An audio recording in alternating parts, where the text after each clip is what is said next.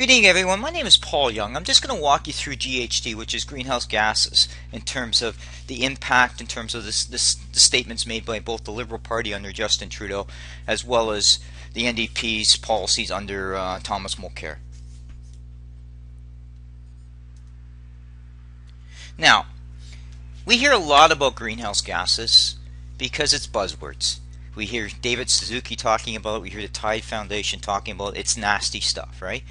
Yet what you don't hear from the left, and especially the ones that support the Suzukis and the Tide Foundation of the world, is that the Earth itself, by nature, produces carbon dioxide. It's the building blocks for plant life, trees.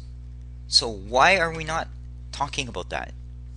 Because it's easy for the parties to go after a particular industry to target it.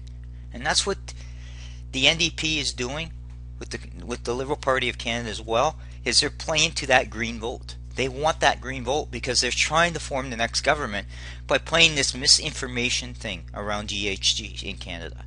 And that's a dangerous game here, because if you don't look at all angles of policy, it's very dangerous to what you can do to an economy in terms of carbon taxes and pricing for carbon. It can actually drive up cost and make things really bad. And if you want a good example, you can go out and do a Google search in Europe, and you will see how cap and trade has failed in Europe. It's actually pushed the prices up to things, but it hasn't really reduced the GHG. So let's talk about GHG in Canada. Canada is responsible for about 2% of the GHG emissions in the world. 2%. So we're a country of 36 million. We could eliminate our GHG. But unless the US, China, and Europe do something, the problem doesn't go away. So why is Mulcair putting so much focus on Canada in terms of the GHG targets when it's not going to really matter overall? Because he's pointing to the Agenda 21. He's pointing to that green vote. Second point is, 1/4 of the GHG gases are from transportation. That's vehicles. Okay, that's the automotive industry. Doesn't Mulcair support the automotive industry? We need manufacturing here. So what's he going to do with the cap and trade? Isn't that going to impact the automotive investment, the way they look at things? So you can see how this guy has such a narrow focus on things. He doesn't look at all angles of policy. Let's also talk about the top emitters. This is the top 10 list. Look at who's number 1. China. US is second, and Europe. If you add the three of them together, they're 54% of the global emissions. Where's Canada? It's not even in the top 10. Look who's also under: Saudi Arabia, Iran. What are they? They're predominantly oil countries.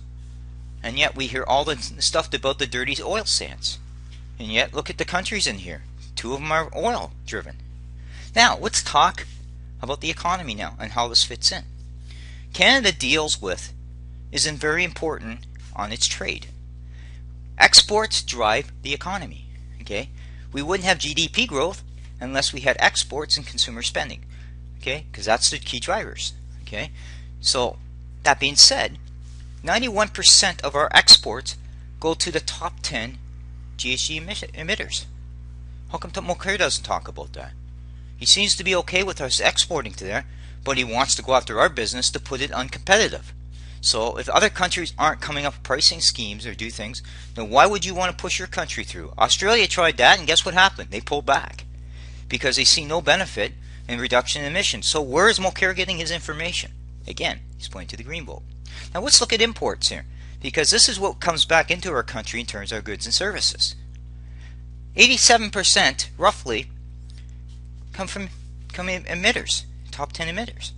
So is Mulcair going to go after these countries saying you need to play nicely, you need to cut your GHG down? Is he? Because this is where you've got concerns. You've got concerns because this guy's trying to develop policy, but it's not consistent to how the top 10 countries are operating. So if you want to get a global standard or bring in changes to the environment, then you need to get with the top 10 countries here to get them to move forward with their trade, their emissions. Yes, the U.S. signed a deal with China, but the deal with China in terms of its emissions is it's not really decreasing it. They still are going to pollute things, but they're going to pollute things at a slower pace. So honestly, unless you phase out coal and do some other things, you're not going to solve the GHG. And you're also hurting your economy. And what did Mulcair say?